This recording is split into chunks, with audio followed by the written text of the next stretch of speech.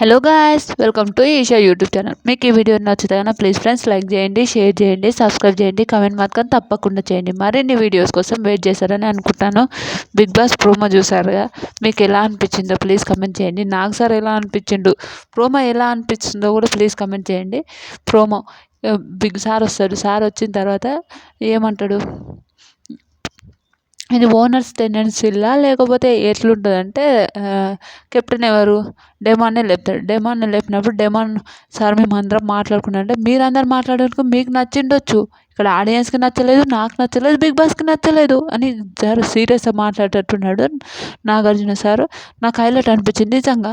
వీళ్ళు మంచోళ్ళని చెప్పుకోనికి, సెలబ్రిటీస్ మంచోళ్ళని చెప్పుకోనికి అప్పుడు captains permission తీసుకొని రావాలి, అవన్నీ రావాలి, ఇట్లా రావాలి, ఎట్లా రావాలి అని చెప్పుకున్నప్పుడు వాళ్ళకు అది నచ్చింది. వాళ్ళు అది బాగుంది.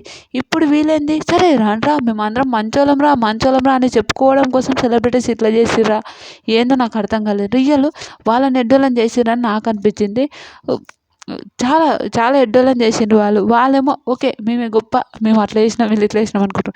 కానీ ఓనర్స్ చేసిన సెలబ్రిటీస్ అందరూ వేస్ట్. ఎందుకు వేస్ట్ అంటున్నా అంటే, టెనెంట్స్ ఎట్లా చేసినారు అప్పుడు, వాళ్ళు కామనర్స్ ఉన్నప్పుడు ఎంత ఘోరంగా చేసిండ్రు, రానియకుండా ఎంత విచిత్రంగా చేసిండ్రు. ఇప్పుడేమో వీళ్ళు అట్లా కాదు. వీళ్ళు ఎట్లా చేసిండ్రంటే, ఓకే రే రండిరా, మేమేం పర్మిషన్ అట్లాంటివి ఏం లేవులే, రండిరా అన్నారు. అది బిగ్ బాస్లో ఎవరికి నచ్చలేదు. మీకేమనిపించింది సారా, మీకేమనిపించిందో ప్లీజ్ కామెంట్ చేయండి.